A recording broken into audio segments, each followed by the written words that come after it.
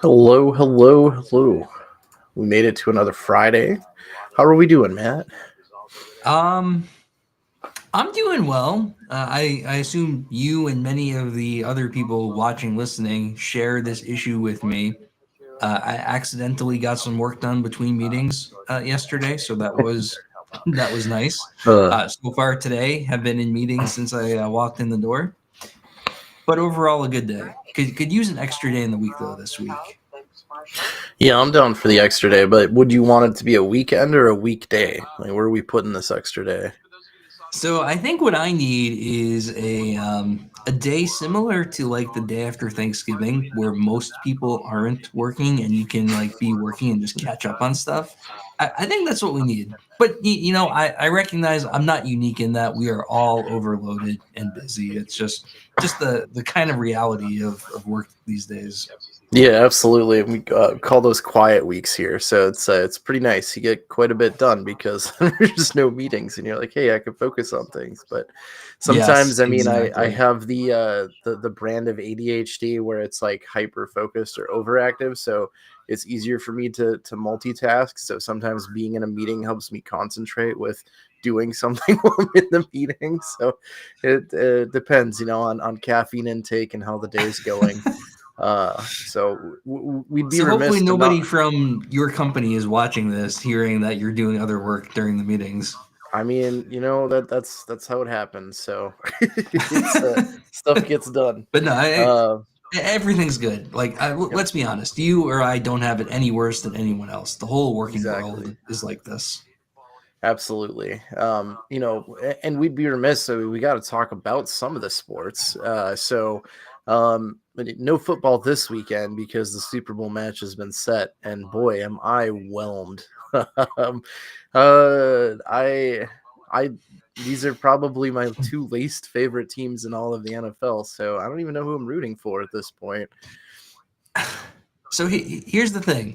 Um, as an AFC East team fan, right? I'm a Jets fan. Last weekend presented an interesting rooting interest, as does the Super Bowl. In that, yeah, I get the frustration with the Chiefs constantly winning, but as an AFC East fan, you kind of like the idea of a team and quarterback potentially dethroning Brady one day as the greatest of all time, right? So there is that angle, and to be honest, as a Jets fan, um, I was not too sorry to see Buffalo self destruct again. Like the division rivals run petty, and yeah, I felt kind of bad because I live in upstate New York and a lot of my friends are Bills fans, so I did feel for them. But it couldn't happen to a better team as far as I'm concerned. Man, I don't know. It's not like they have any history of losing four big games in a row, season after season. So, Ooh, ouch, I mean, ouch. I was on board their bandwagon. I mean, when it came to the playoffs, I was literally like, cool. I could root for any team that isn't the Eagles and the Chiefs, and of course, as it happens, those are the only two left. I mean, I'm a Panthers fan, so I might have even rooted for the Saints if they're going against the Chiefs at this one, but be pretty tough. So yeah, it'll be interesting. I think the tiebreaker the running back Barkley. I think he's exciting to watch, and I think it's been really cool to see what he's done this season, and I think he's just a good player and seems like a good competitor and a good person all around. So that might I agree. that might pull me in slightly in the direction of forming an alliance with the Eagles.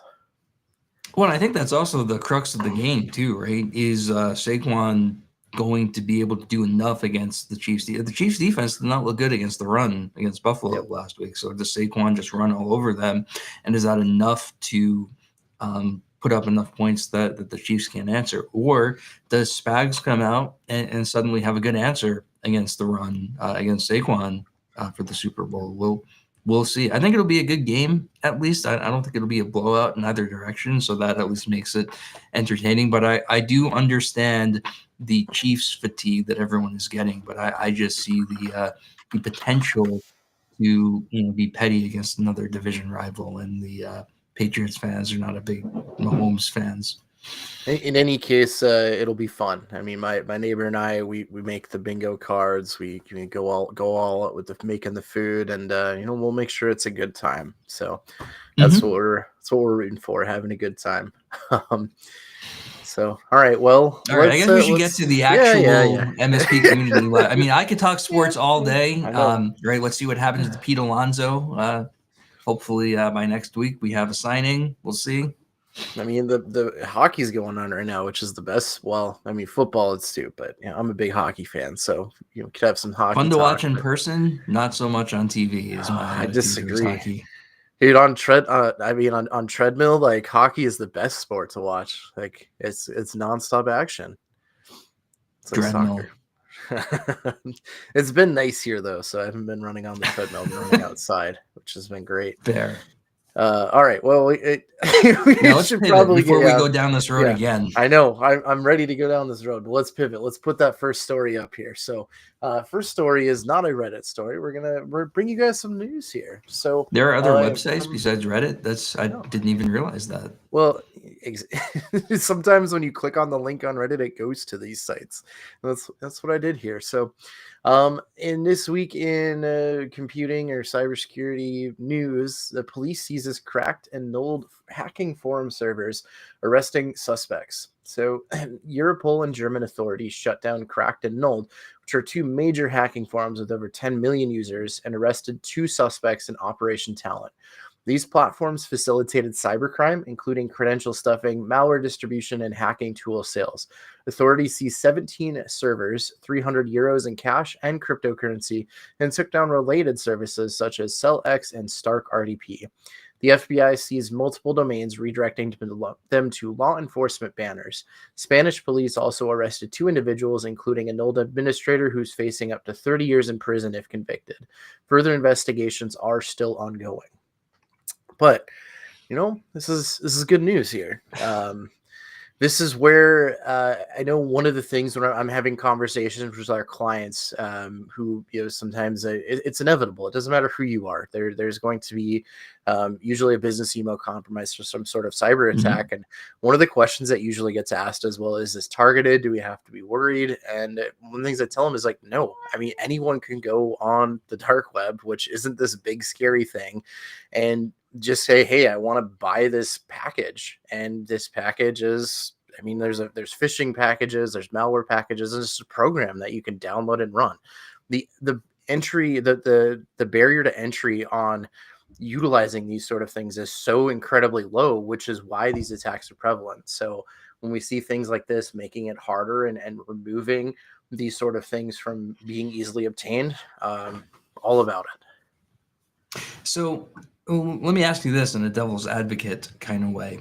You see something like this, and it's inarguably a good thing, right? Cyber criminals get arrested, cyber criminals get imprisoned, what have you, prosecuted. If you're the IT director at an organization, or maybe the security person at an MSP, is this in any way actionable for you? Do you do anything based on news like this, or do you just follow it as, it's a kind of an interesting story to read about what might have happened? It's a good thing that there are less cyber criminals out there. Do you do anything, or do you just kind of file it away as, hey, great to hear some positive news? I don't, from my position specifically, there's not really too much actionable. It's more followable. I think in some of the incident responses that IRs that I've done, where we've dealt with specific ransomware gangs, if I see, that they're been taken down, it's more of like a, hey, this is awesome. And, maybe share it with the client, because, we just went through a battle and it sucked. And there's some sort of, light there saying, hey, the people that caused this are being taken care of. So, but as far as actionable items, not really. Now I think maybe from a threat hunting, or I have other people in the industry, mm-hmm. That's the job is to track these. And then they're probably actionable items are, okay, well, we brought one down, so there's going to be another that takes the place. So looking at things like trends or various new ones that pop up that might be related and things like that. But that isn't part of my job or what I do, so I don't have those actionable items. So I'm thinking if you're, someone responsible for security at your organization, what you should be looking for in these types of stories are things like, is there a new technique that you need to make sure that you're protected against? Is there a new vuln that's being exploited that you need to make sure that you're patched against? But almost in like trying to quell your own information overload. You don't necessarily need to see something like this and then go, block all the IPs that were, that you found in some IOC list somewhere, unless there's something new that you should be looking at or that you're not currently aware of. So just, it's easy to get sucked into this. And I've seen some people like see all these news articles and like just go kind of off the ledge in terms of trying to add protection mechanisms. Just be aware that some of these stories, you kind of just need to be aware of them and note it, but that doesn't necessarily mean that you have to do anything. Yep, I think that's a great point. No, that's a great point. Hey, and those are kind of the ones that I really stay tuned for is the the vulnerabilities that are reported or new ransomware gang that are exploiting XYZ, and then it's like, hey, what can we do to prevent that? And it's usually, hey, making sure things are updated, making sure management interfaces aren't exposed to the internet. Your basic things that get exploited. Right, stop doing that. Yeah. So I think those are much more actionable rather than, hey, this is taken down. So although it'll be interesting to see something will take its place. I mean, there's now the whole Pirate Bay potentially coming back. So what I'll say is stay tuned, and we'll make sure to bring you what's coming up in the news if you see it first. And if you do see it first, let us know. Post in our Discord, and we can cover it on the show. Nice, but, shameless. Yeah. let's go ahead and go back to Reddit here, where we're familiar with. And Matt, go ahead and bring us this next story here. Hang on, I have to staring at my laptop screen, everyone, so I just had to maximize it and get out my binoculars. Argument against KPI usage. Oh man, just the headline alone can make a good discussion. I know, this is why I picked it. Experienced professional with over 20 years experience working with multiple service providers. Always take pride in quality of work. Yes, quality of work, very important. In fact, possibly more important than KPIs. Let's see if that's the rest of the argument. In the last several years, I've seen KPIs become more entrenched and attached with incentives being moved from most billed time, most satisfied customer, close ticket quickly. I'm disgusted by this change. Love data. KPIs are not an acceptable replacement for customer satisfaction. Man, I'm resisting the urge to comment as I read this. I strongly believe that when KPIs are introduced, it almost immediately results in gamification and working the system rather than service to the customer. Many of the staff. Okay. I'm not going to read this whole thing. I think we get the gist of what this person is trying to say. The argument is, his argument is that KPIs end up being the only thing that employees focus on when they have metrics to hit, and that not necessarily is the same as ultimately just keeping the customer satisfied. I'm going to let you go first, Josh, because if I start talking about this, I won't stop for like 20 minutes. Well, I'm excited to hear your thoughts, but I agree. I mean, I'm a huge data person. I love data. I enjoy numbers and seeing them on the spreadsheet and all that stuff. So, but with KPIs, I mean, like you said, the OP said, and I think I agree with, like, the client satisfaction is kind of the biggest one. And internally, those are kind of the three things that we focus on. We focus on CX, the customer experience, EX, the employee experience. And then there's more of a kind of an internal one around obviously profitability, but your CX and EX go towards your profitability numbers.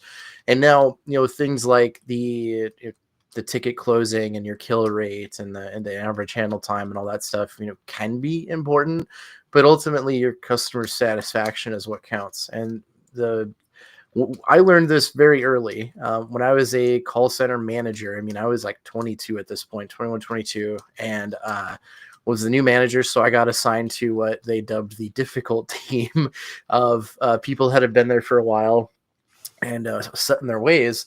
And it was a large call center, so there was no changing the KPIs or the ways. Like, here's your metrics, you follow them. If things aren't met, then there's discipline involved. If things are met, there's a small bonus. And there was an older lady that had been there for years, and she was absolutely fantastic with the clients. Never met her average handle time goal because she would spend, we were supposed to be done with these calls between 5 and 8 minutes. And if it took 20 minutes, 30 minutes to resolve, she would do it. She didn't care about her metrics. She cared about making sure the client was taken care of and happy, and they didn't have to call in again.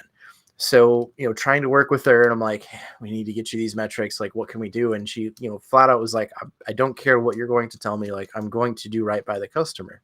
Well, we found a loophole in that if you call the customer back, if you do an outbound call to that customer, it doesn't go against your KPI. You could spend 30 minutes on there, but it only tracks the incoming call.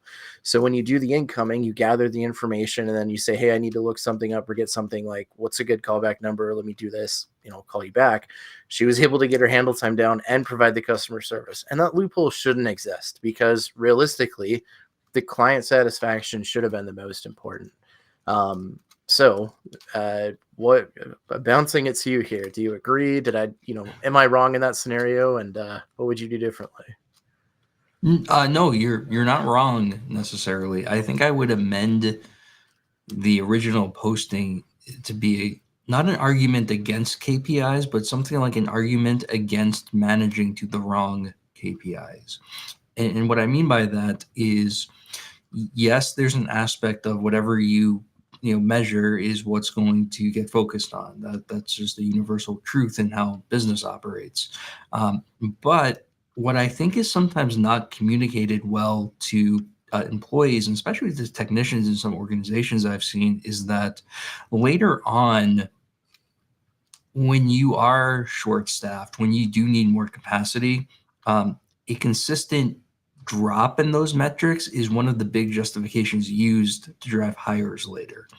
And so there's this, the KPIs are extremely important data to have, and it's important for them to be accurate. And I think sometimes what happens is that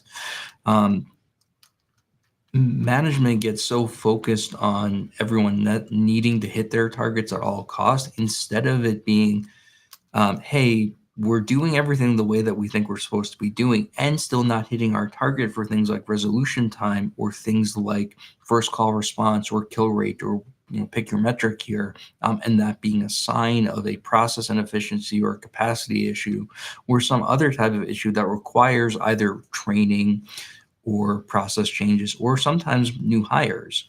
When you start fudging numbers to make those KPIs look good, what sometimes happens is the relief you need in the form of tooling or the form of resources doesn't materialize, because as far as somebody looking at the numbers goes, hey, we're still hitting our targets with the staff and resources we have right now.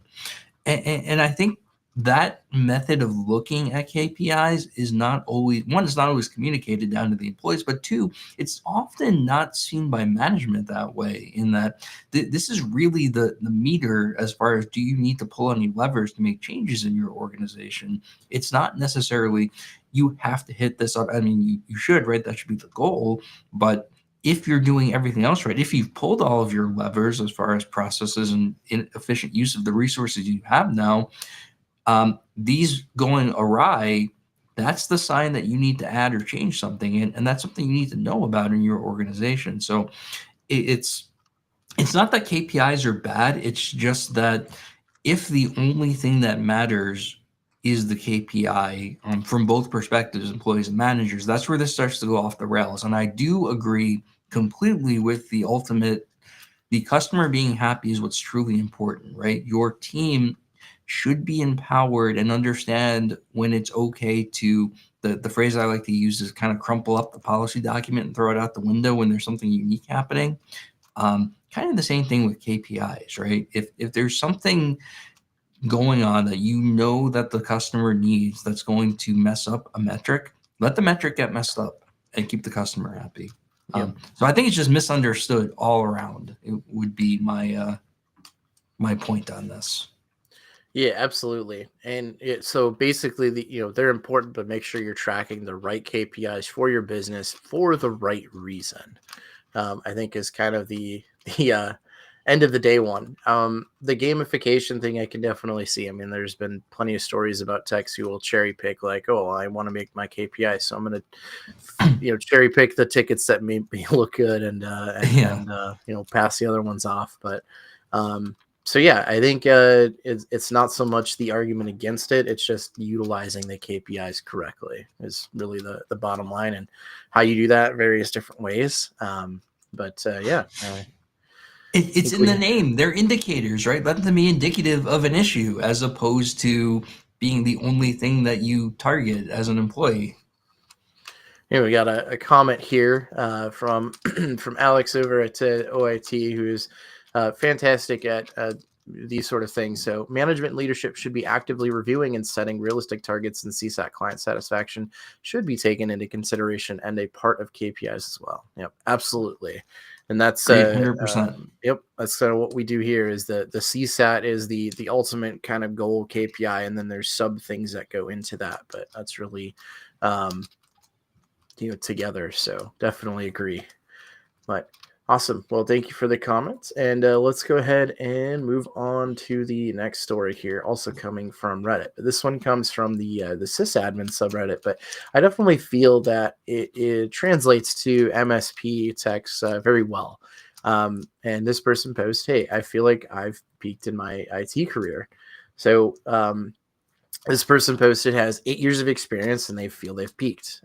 They're talking a little bit about certifications and career growth, but they've been disillusioned with corporate culture and no longer aspire to leadership roles or cutting edge tech, but they are going to, they want some work-life balance, financial security. The current job looks like it's low stress, well-paying and flexible, which they're content with, but he That just sounds worries good. about it peaking, like, hey, where do I go from here, and what do I do? And is this something that you've ever thought about or had feelings of? So I'm trying not to use the phrase. You really need to understand what you want out of a career, I think, like what your goals are. And what I mean by that is if, for example, you decide that you want to hyper specialize in virtualization or a particular cloud technology, or maybe you want to be an identity expert or something like that, it's very hard as a generalist to say that you've peaked in that career. I think what this person is going through, if I had to guess, is that they haven't decided whether they want to maintain being a kind of jack of all trades generalist. And I don't say that as it's a bad thing, right? That's all of us, right? We're all generalists with maybe a couple of areas we specialized in. But I think this person might be starting to get to that point where they're pretty advanced as far as general sysadmin topics go and IT knowledge, and they kind of have a foot in all areas of the business, right? They probably know something about security, know something about infra, know something about project planning, and they're at that crossroads of, is it time to start deeply specializing in something? Is it time to start going into management? And the trade-off, of course, is that he listed the low stress and well-paying as a positive. If you hyper specialize in something like infosec or cloud or virtualization, the low stress aspect might not be around for much longer, even if it becomes more challenging and rewarding to architect some grand solution or something like that. To me, this person sounds like it's not that they've peaked necessarily, but they're at a decision point as far as what's next for them. That's my guess. And obviously, we're making a lot of assumptions, but just reading the post, I feel like this person is at a what do I do now spot.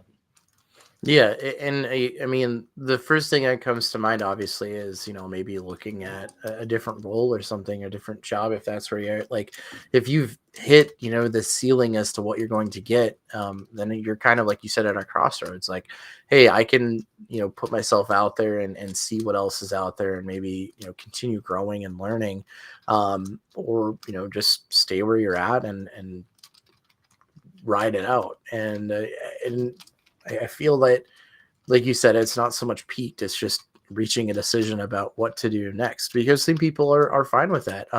One of my really good friends is very much a work-life balance. He wants to do like tier one, and he doesn't ever want to go above tier one. And he's like, I don't want the added stress. I don't want to be a manager. Like, this is what I want to do in my job. I'm happy and I'm satisfied with it.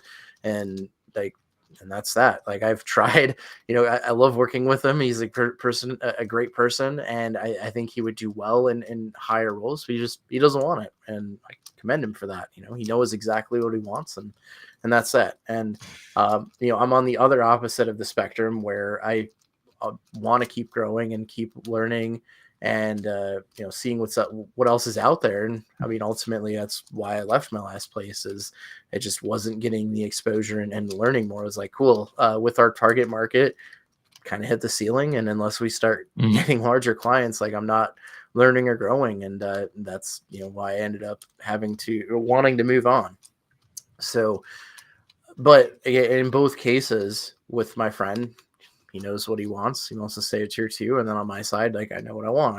I like the growth and keep going and making a difference, but also liking work-life balance and being, picky about that. So, but yeah, I mean, I'd be Well, interested to I hear. don't Go ahead. mind.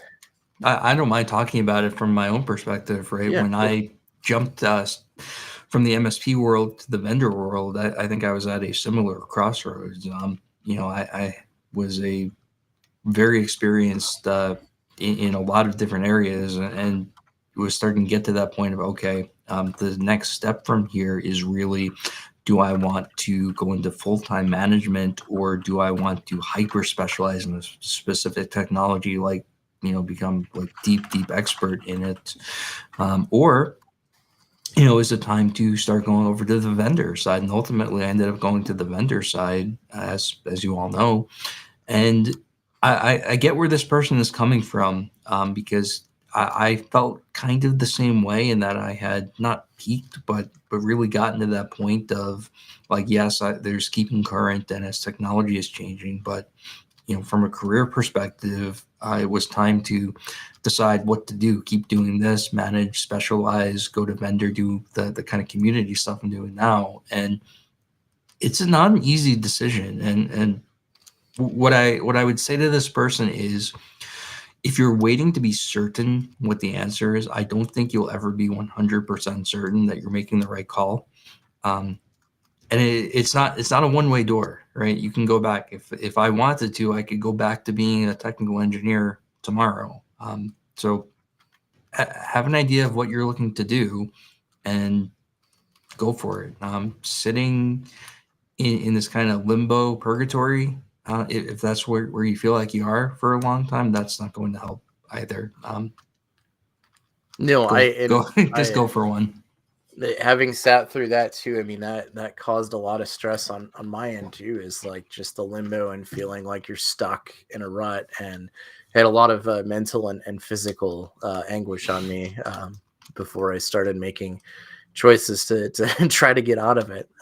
So yeah, I'd spread your wings, and see what else is out there, and keep it open as potential to come back. But again, with this, this is one where it's a really interesting conversation, and I feel that almost everybody feels this at some point or another. So shameless plug, join the Discord and post in the comments, and let us know. And one thing I'll say too, just from my side as well, When I was going through this, utilizing the MSP communities, especially the Discords, and I owe a lot of this to Ray himself. I posted that I was stuck and I didn't know what to do, and I'm lost and where should I go? And a lot of people in the community helped me out with that a couple of years ago. So I can't thank them enough. And that's one thing is, hey, I want to give back and do the same for anyone else in that position.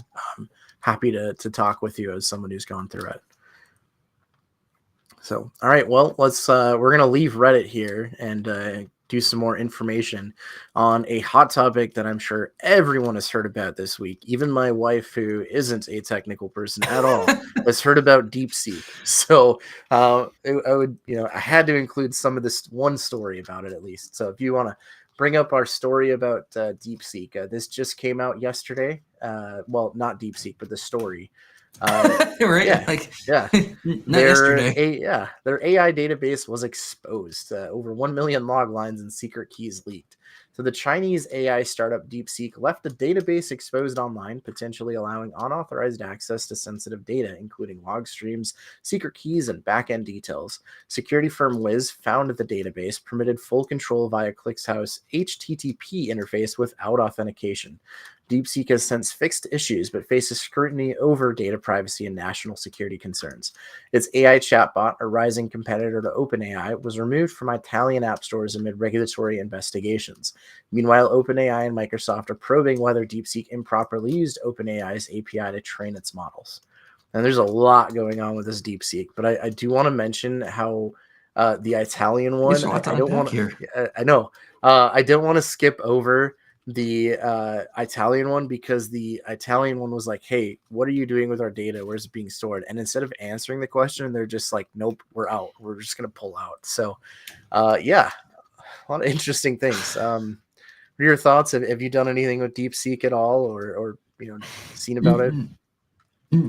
So I haven't done anything with it. I'll just there's a couple angles we can swing at this from, and I'll give perspectives on a few of them, and then you can respond or take a different perspective. One is I kind of don't care if they stole OpenAI's data or not. As far as I'm concerned, everyone has my data already anyway. That's just a corporate spat between China and OpenAI at this point. I think that my big takeaway from DeepSeek, though, is that it's highlighting where we are in the Gartner hype cycle when it comes to AI. And I think the kind of mythical open AI being the king of AI and some of the hype around the entire space is starting to die down. And to me, that's a good thing. I think we're starting to get to the point where putting AI in the marketing campaign or just putting AI somewhere in the title of your session is no longer enough. Like some of the newness has worn off, and other models starting to commoditize AI the way that DeepSeek has, I think, is part of the reason for that. And what I think we're starting to get to is, I should have put the hype cycle on here, put a little arrow on it. Getting to the point of some of the real truly useful aspects of AI coming through and getting away from the novelty factor of it. So from that perspective, I am excited to see that maybe it's not just OpenAI and that's it anymore. Maybe it really is starting to become commoditized to the point where AI itself is not really the cool factor anymore. Now it's getting into the real, what can we do with it that's truly useful to a business. And I'm excited to see where that goes now that some of the, I don't want to say that the shine has worn off, but some of the hype has died down. Yep. Agreed. And it is interesting, and I'm really interested to see what comes out of this because I know from keeping them in the news, it seemed like Meta had kind of the most efficient AI. What do they call it? There's the Llama one. I don't quite know, but in any case, they had the most efficient AI of the big companies, and then this just kind of seemingly came out of nowhere and was like, oh well, now this one is. How did they do it? And well, they're finding out quickly on it. And it also seemed all right. Well, you're trying to take away TikTok. Well, here's an AI, so we're gonna get your information one way or another. But it doesn't matter what AI you're using. It's just the same things go into play. Like, know what they're going to be using your data for, where it's stored, like what they're gathering, etc. Like if you're not paying for something, then you are the product. And with that knowledge, be cautious of what you're using and what information you're putting in there. Yeah, I agree completely. I know it sounds defeatist almost, but I just assume that any info I put anywhere is essentially immediately public. Yep. Yeah, I mean, that's a bit defeatist and reductionist. I know where somebody's going to write in the comments about, private websites and things you have to log into and data protection and all that. But I'm not as concerned about DeepSeek or any other organization having data that I put into a public space on the web. It's out there. Yep. Indeed, it is.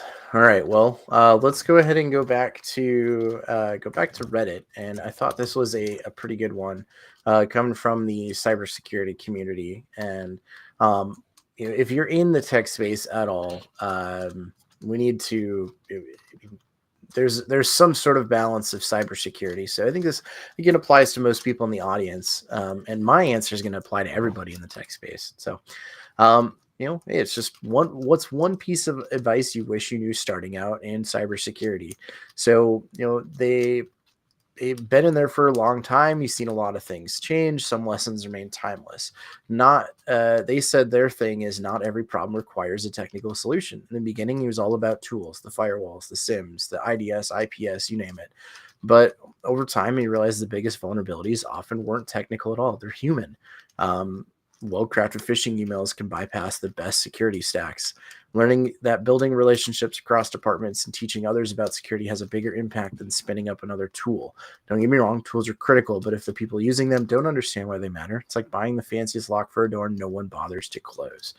For those newer in the industry, what's one piece of advice you'd give? What is your piece of advice then? I'm going to piggyback off. So I haven't read the comments, but honestly, I think what was in the original posting is the most critical thing to know in cybersecurity is that the technical ones and zeros part of all of this stuff, obviously it's important and critical, but the ability to form relationships with people and the ability to have good working relationships, even if you disagree with them on things, especially when it comes to management, that is what's going to get you far career-wise. Now, you can be like, there is a place for someone being only deep technical, but not a lot of places for that, right? We always joke about the cybersecurity analyst where you kind of open the door and throw a pizza in and say keep them away from the customer. You don't want to be that, right? You can be the most technically skilled employee in the world, and if you're the subject of someone making that throw the pizza in the room joke, you are going to stagnate career wise. So soft skills in general, and how important they are things that somebody entering the field really, really needs to internalize. And it's one of those things that it always seems like it's hard to instill until you've been there and seen it, right? It's like advice you get from your parents almost, that you 20 years later you come back, oh, mom was right about this. Soft skills being important, it falls into that same bucket. Yeah, and that's my biggest thing, and that's like, if I were to comment on this, like, develop your soft skills. And I know I've said it plenty of times before, in the IT career, especially in the MSP. It's a service industry, and that's why, I mean, I'm very thankful for my restaurant experience, because there's a lot of valuable experience that I gained from there. And that's one thing where, like, if I'm hiring a level 1 person, that's something that doesn't require previous experience, that I would absolutely be open to hiring those from service industries such as retail or restaurants, because I can teach them what buttons to push on a keyboard. But soft skills is something that everyone should have and needs to work on. When it comes to cybersecurity or IT, being able to explain highly technical concepts to non-technical people is an extremely extremely valuable skill. And there's times where I still have imposter syndrome when it comes to some pretty high level technical stuff. I mean, I have plenty of experience. I've gone deep into various different aspects of it. Like especially on the Microsoft side, I feel like I'm pretty deeply technical, but some of the stuff in the cyber world when it comes to like reverse engineering malware or a lot of the crazy stuff that like Matt Lee and Jason Slago and Tom Lawrence and those guys do, like I'm in awe because like I couldn't do that, but I know enough to kind of understand it. But where I think I really kind of combat that is that human side, and that's kind of one of the biggest things that I bring, and I think my biggest strength is especially with security. I mean, yeah, some of them do require the fancy tools in those, but I mean, it's all humans, and if you're building those relationships and you're making sure that you're leading by a partnership rather than fear over whether it's failing phishing simulations or things like that, or getting in trouble for security incidents, as long as they're not blatant. Like that's you don't want to close those doors. So just having those relationship skills, the personal skills, being able to talk to people, it's so invaluable. I do have one technical one, not deep technical, but if I had to give budding security people one thing to be aware of, it's that understand the reality that the corporate world uses Windows. I am the biggest Linux fan around, right? Back in the day, we compiled my own Gentoo, and still use Arch for my pen test boxes and things like that, or Black Arch these days instead of Kali. How do you know somebody uses Arch? They'll tell you. So there you go, stereotype. But kind of treating Windows as this toy and thing only to attack, it is well worth it to spend some time and just accept the reality that this is not the year of Linux on the desktop, and understand how Windows and AD environments work, not just from an attack perspective, but how they're set up and operate will make conversations with your sysadmins in your organization go so much better, instead of just going off the rails when you say, oh, this wouldn't happen on Linux, which I have heard some budding pen testers say. Like, just accept that and learn it, and learn Windows in addition to Linux. Yeah, with that too, I would say, probably like Active Directory and things like that too. Like, to me, if from a technical answer, break something, build a lab environment and absolutely destroy it. Just break it, because the best way to learn is like if you break something and then have to figure out, oh crap, like how do I fix this? What do I do? Because then you're exercising your troubleshooting skills, and I think you really don't understand something fully unless you break it and have to kind of piece it together. And once you gain that fuller understanding of how things work and how they're connected, then it's going to have your job of hacking into it. Or on the blue team side, if you're preventing something from being hacked, like if you know and understand the concepts and how it works, like you're just that much better at being able to prevent or successfully attack things. 100%. I've met some security people that don't get infrastructure really, like from the how to build it perspective. And I'm not saying you have to be an infrastructure engineer or architect, but like understanding how a network is normally set up and things like that is extremely valuable. All right, well, we got one more to get through, and I was looking for a funny one to end on, and I ended up finding a really great post in a meme subreddit that I thought I wanted to bring up because it's a great idea. So this is really long. I'm going to paraphrase it. But this person, he's like, hey, I panicked and gave up on a client under 10 minutes. Did I do the right thing? So this person, who's a junior IT professional, they shared an experience where they panicked during a troubleshooting appointment for a private jet rental company. The job involved troubleshooting network issues related to them switching over to a new ISP. But when he got there, they only had one managed switch with his company. And they started like going over all of these switches. he didn't really know how to use like a cable tester. There was ones that were on the ceiling, and he's like, I don't have a scissor lift or anything. I'm way over my head. So what they did is they basically said, hey, I recommend calling these people. I don't, have the ability, the handyman abilities, and left. And after he left, he called his coworker for advice and saying, hey, I passed on the job. Did I do the right thing? I feel like I panicked, and now I'm seen as weak. What would you have done? To this, I mean, I think this is a much better ending than the post that says, I went up on a scissor lift, tried something that I didn't know how to do, and now I'm stuck with a $80,000 repair on a private jet. So, given that, like, did he do the right thing, or what would you have told him to do? Or if you were the manager and he called you and said, hey, this is what I did. I panicked. I'm sorry. What's your response? Thank you for not going in and wrecking the place that we have to go in and clean up afterwards. I for sure, right? If you're in over your head, don't make things worse by trying to do something you don't know how to do. And I know it's not the point of the post, right? It gets into a conversation or discussion about what was the scope of this job? Is it like someone you're under contract with, all of that stuff? But if this was some kind of like a time and materials job that we just took out of nowhere, I probably would have done the same thing or had a big discussion about what the scope of this was going to be once I saw what we were walking into. So I agree. You did the right thing. Like, let's not make a big mess that someone has to clean up later. Yeah, 100%. And had we gotten the other post about dropping a switch on a giant private plane, we would have told you the same thing. We would have said, hey, man, you're over your head. Like, know your limits. And I know I just said, in my previous advice, hey, break something. Don't break production. Break your lab. Yeah. Exactly. Break a test environment, dev environment, nothing production facing, go through.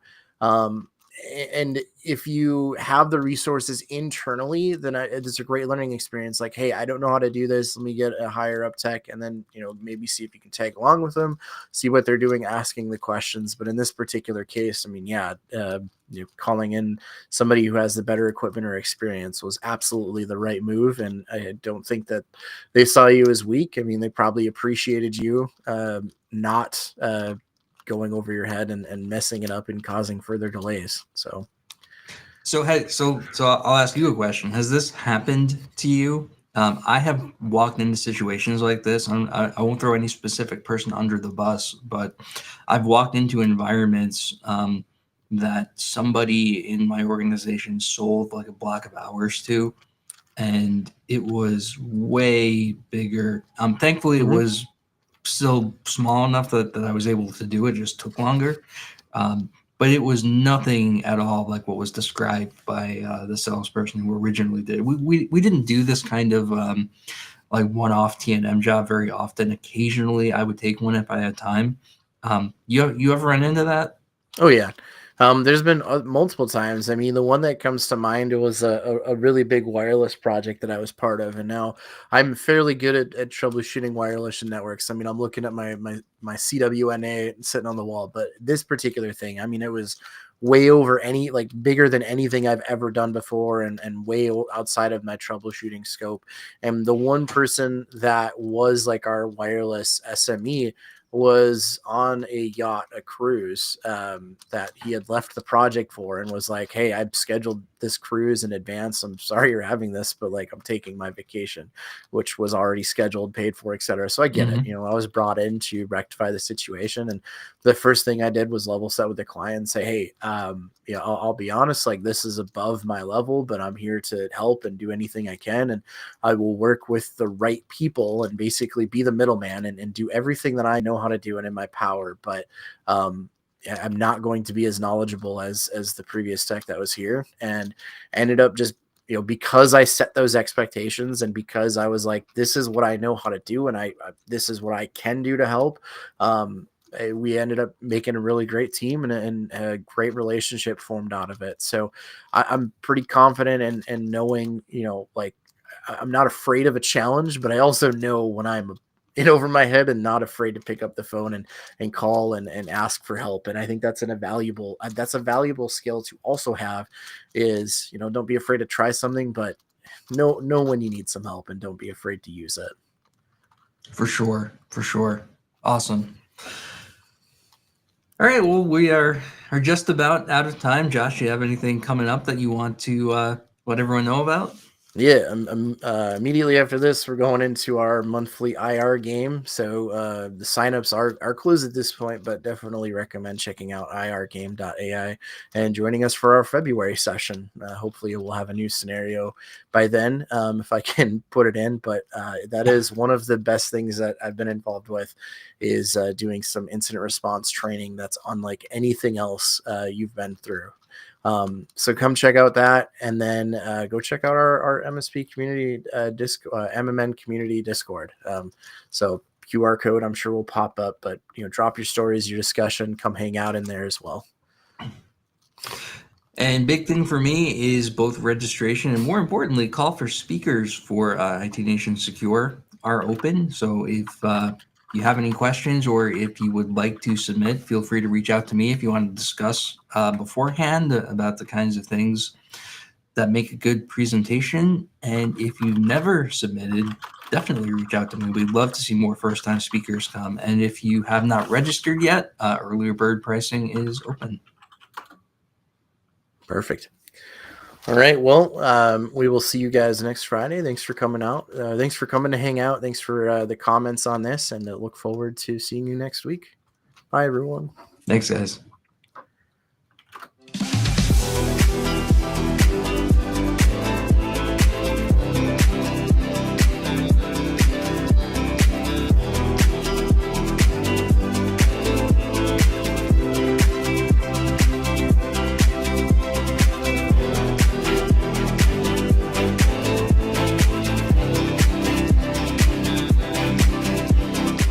This has been a broadcast of the MSP Media Network.